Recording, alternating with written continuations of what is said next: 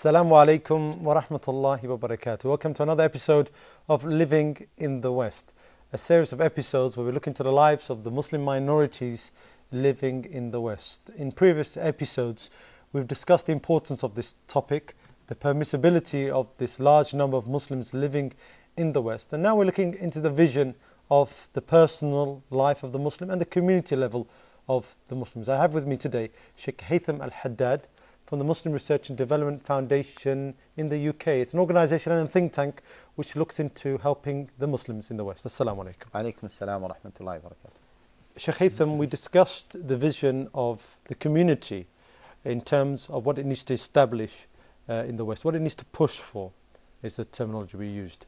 We spoke about education and the importance of education, and whether it's at home, whether it's in the mosque, whether it's to do with the private schools or state schools. Are there any points in terms of education that the community level needs to develop and push?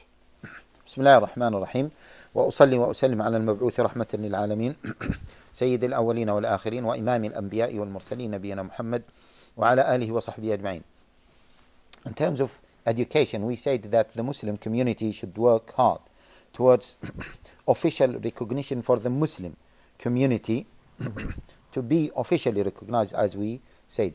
Now, on the educational level, we have to make sure that our children are able to receive the Islamic education or are able to manifest their religion in the public sphere, in the educational sphere. Now, this includes our children being able to observe hijab. Again, proper hijab. And now I know that different countries deal with this issue of hijab differently. But I would like to give the example of Britain, and in particular certain parts of London. Do you know that, for example, the jilbab, the loose garment, jilbab, Allah Jalla wa Ala says in the Quran, يا أيها النبي قل لأزواجك وبناتك ونساء المؤمنين يدنين عليهن من جلابيبهن. جلابيبهن. So the jilbab is the loose garment that cover the body of the female. In some places in London, jilbab is considered to be one of the official uniforms in state schools. And this is in particular in East London or in some places in East London. How could Muslims achieve that? First of all, because the majority of the population there is Muslims. And this reminds us of the point that we have mentioned before, maybe we have not covered it fully, the issue of internal hijrah. Yes. When we spoke about external hijrah, and we haven't discussed in details the issue of internal hijrah. We said that the internal hijrah, to move to a city or a place or a country where there is a majority of Muslim population. Why? Because it will be much easier for you to implement your Islam, to manifest your religion. And this is one of the examples. So this is the moving from one place to another place within the country itself. To improve your practice or the ability to practice your faith. Yes. Okay. And this is a typical example. For example, in East London, the ability of Muslims to manifest their religion is far bigger than the ability of them manifesting their religion in other places. And as I said, in some schools in East London, it is the jilbab is officially recognized as a uniform, as a state uniform. In many other schools in London, especially where there is a high population of Muslims, the shirwal and qamis is recognized as an official uniform. Shirwal and qamis might be an acceptable jilbab for young children, because if it is really loose enough, it might be acceptable.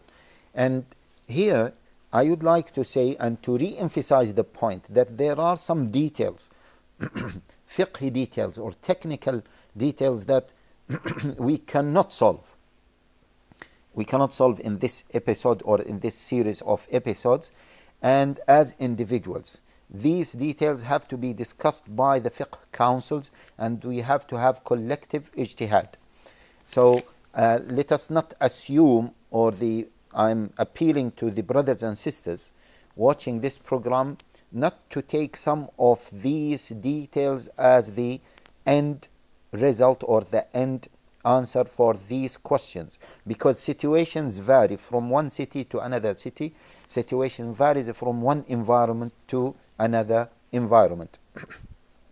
So this element, okay, that is the ability of sisters or the ability of female children to practice hijab in the schools, it is an important element. Let us take the example of universities. There are many female Muslims going to universities. I don't want to discuss the permissibility of Muslim girls going to universities in a mixed environment, and this education is not a needed education, is not considered to be a necessity, and many of those educations can be fulfilled by other types of education. Let us not get into that. Again, it needs a collective ijtihad to discuss it. But what I am saying is that in many universities, Muslim students, Muslim female students, are unable to wear proper hijab. The Muslim community should make sure that those students are able to practice this faith. Let me give you again the British experience, that in the universities, most of the British universities, sisters are, or student females are able to wear proper hijab. And imagine in some universities, some students are wearing abaya, the very loose black garment. I'm not talking about this is the sunnah. Again, I'm not talking about this is not the sunnah, but at least this the manifestation of Islam in this way. It is a very big advantage. And that's why when some British universities try to stop women, Muslim students from wearing niqab, the veil, they were thinking carefully, because they have seen that the Muslim female students are manifesting their religion and are demanding for that. So it will be very difficult for the authorities to stop them from manifesting their religion, and they were discussing the issue of niqab only. It is true that in some universities, for example, again I'm giving the British example, that women or female students are unable to wear hijab or wear niqab, and in some other universities they can wear it, but the university has the liability or has the ability to stop those Muslim female students from wearing the niqab. Now this experience, I am sharing this experience with the audience because it is a very important experience. Many Muslim communities in different European countries and American countries, they claim that they are unable to practice this. They are unable to give their female students in universities the ability to wear proper hijab. And we are telling them that we are in Europe, and this is Britain, and this is London, and we could achieve that.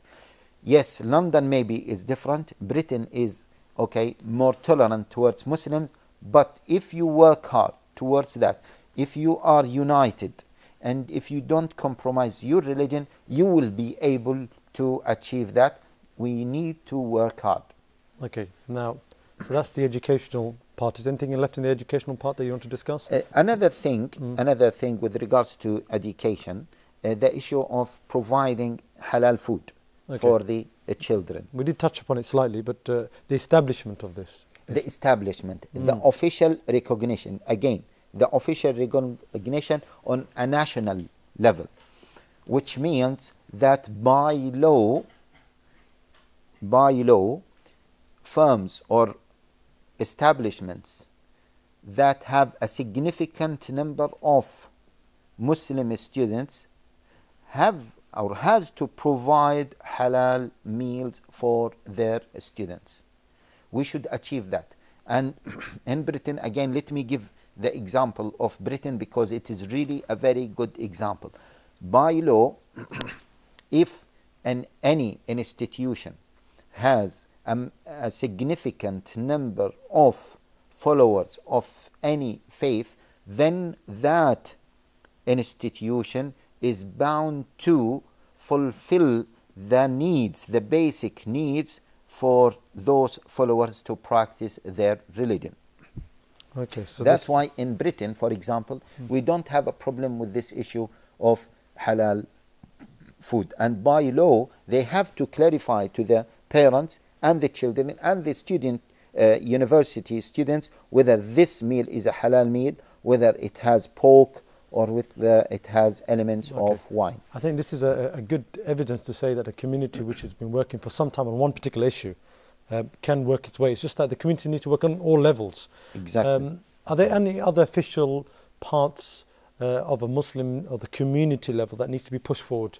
Now, we spoke about education, we spoke about other acts in terms of workplace, the right to practice freely. Are there any other points that we need to discuss? Just let me mention one more element in terms of education because it is really a very important, which is the sex education. This is a very important one. And in many countries, the sex education is compulsory during the primary schools, during the primary time. And this sex education, some of it is okay, other parts are not okay. For example, the younger children, when you expose them, and let us be here a little bit open because we are talking about this important issue. When you expose them to the private parts of the other gender and how the private parts look like, then this is a sensitive issue. Now, many governments are pushing for this, and many governments are making this obligatory. Now, in Britain, they are trying to push this. And even if you look to the sex education in the secondary stage, it goes beyond that. Maybe sex education within the during the primary period, we can look at it in more details, and we may overlook certain elements. But definitely, sex education during the secondary period is quite dangerous. Why? Because it teaches, imagine, it teaches female students how to use condom in order to protect themselves against sexual infection or sexual diseases. And in some schools, they applied this, and many non-Muslims were opposing this because they said that it is quite embarrassing for our girls to learn how to use these things. But the government is trying to push for that. So this issue, we have to work hard in order to protect our children from receiving such education. And we have also to work hard with those non-Muslim organizations who are trying to protect the morality and the basic family values within the society. So this protection, the sexual education, how to provide this protection, the community really has to provide a solution, rather not stop this. It's providing the solution. Is that what you're saying, Sheikh? Like the community has to be proactive in looking into this and providing a solution, because sometimes it's not about being reactive. Exactly. It's about being positively reactive. Exactly. And that's why you see, this point is a very important point, because we need thinkers, we need intellectuals, we need specialists in every sphere, and we need organizations specialized in working in special fields. For example, we need certain organizations to focus on schools, schooling, not Muslim schools but state schools, and to monitor what has been provided to our children to study. And those organizations should have the ability to provide an alternative, either providing alternative to the government, to the authorities, or suggesting other ways of dealing with the problem. Because you are right, just criticizing without providing a solution is very problematic, and it is a reactionary form, and it won't work, because in many cases they will say, okay, what do you suggest? And then we don't have anything to offer, and this is a problem itself. Jazakallah. We'll touch upon the topic of education again when we return. We're going to take a short break. This is Living in the West.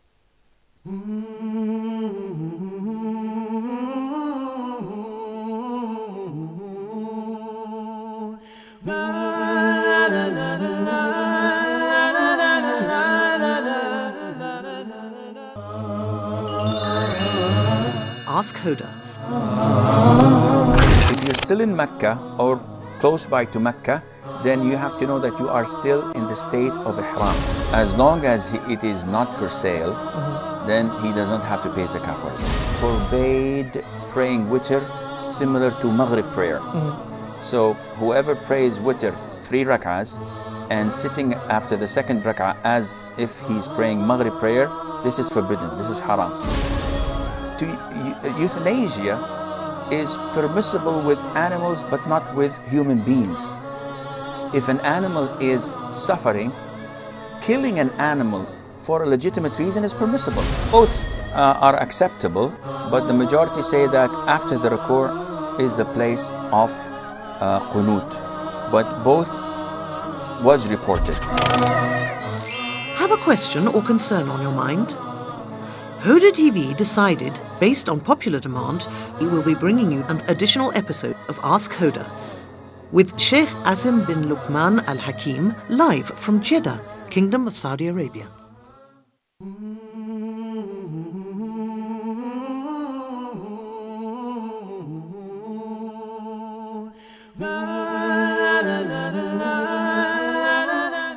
Assalamu alaikum wa rahmatullahi wa barakatuh. Welcome back to Living in the West. Just before the break, Sheikh, we spoke about the educational importance for the community to push forward, official recognition of certain parts. What other parts of the education system do we need to finalize on, Sheikh? Okay. Bismillah ar-Rahman ar-Rahim. Again, the issue of the uniform. Okay. Many people think that the issue of uniform is limited to girls at early stages of education, but this issue of uniform is continues, okay, all the way until the period of university. We touched upon that, but let me mention some other examples that are really important to understand this narrative. A student in medical colleges, okay, they are allowed to wear certain uniforms. For example, they are not allowed to wear a loose clothes, and they have to wear trousers. This is one thing. Recently, for example, in Britain, and somebody told me that it is the law in some of the European countries that if the students if the medical students attending some laboratories or some certain classes, clinical classes, or they are touching patients, they have to wear short sleeves clothes. Now, I don't want to discuss the legality of this issue and the technicality of this issue from an Islamic perspective, because it is well established that a woman should cover her arm, full of it. But the Muslim community should be able enough and should be dynamic enough to find solutions. And let me give this experience. Again, in Britain, the Muslim community or the chaplains working in some of these trusts or the hospitals, they suggested that the women can wear very long, loose clothes all the way just below the knee. It looks like a shirwal, but it is little bit more loose shirwal. It's looser, sorry. And qamis, okay, and it is little bit longer than the normal qamis. Now, I'm not saying that this is the perfect solution. I'm not saying that this is perfectly legitimate, but I'm saying that we have to be creative in finding solutions for the problems that we are facing. Okay. The other thing is the Muslim doctors in Britain, they were arguing whether wearing short sleeves is really mandatory from a medical point of view, because they say that the claim that long sleeves may bring infection is not supported by any medical evidence. No clinical evidence supports this fact. Yes. Yeah. Okay. And they said if it is inevitable to wear such clothes, then why don't we recommend gloves that can cover the leaves, okay, the long leaves, and the long leaves can get into the gloves, so it will look like as if the person is wearing a short sleeves. This is another suggestion. A third suggestion was that the female students, they can wear long sleeves all the way up to 7 centimeters from the wrist, okay, which is another suggestion. And they said this can be covered, or this, if it is mandatory, can be uncovered during certain times, and women are allowed to cover their full, okay, hands later on. Now, this again might be an acceptable solution. Again, I'm not saying that this is perfectly all right, but this might be an acceptable solution. Now, here, this way of thinking is very important. Why? Because you might, by suggesting certain solutions, you might include other aspects of your religion in this recommendation or this proposal. For example, this issue of wearing just very long, okay, sleeves, and just the sleeve should end a few centimeters before the beginning of the wrist. Yeah, beginning of the wrist. It suggests that those who are observing Islamic faith are allowed to wear loose clothes covering their body elsewhere. So from one side, you are achieving official recognition for the requirements of that faith in the public sphere. In different agencies, different areas of society, you are now, this is de facto going to be accepted. It is accepted not only in the public sphere, but it is accepted in the trust itself, I mean in the hospitals itself. So by law, Muslim women can wear these loose clothes in the hospital, but in certain places they should observe other alternatives. So it's recognition without even getting recognition. Exactly. And that's why we say we should be very creative in articulating what we want and putting proposals to suggest alternatives. Okay, now the Sharia, in terms of allowing these principles to work, like you said, it needs fiqh committees to come together and discuss this. And you've mentioned this in several episodes. I just want you to quickly explain to me, Sheikh, why is it so important that we need to look at all of these issues in a group form? Because you keep saying that we can't go into the detail, and some people may be asking, people want to know the detail. Why is it so important that we need to have these committees to look into these areas? Yeah. Why can we not accept thinkers to come forward with their ideas and views? Because these are considered to be elements of our religion, and only scholars need to speak about them. This is one thing.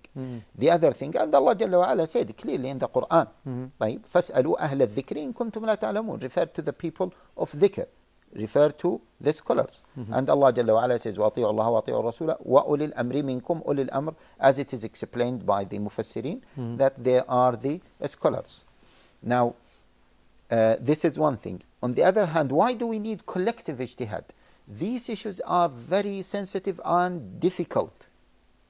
No single talib ilm or a scholar even can come up with a solution for these things. And moreover, countries vary in terms of the flexibility and tolerance towards these practices.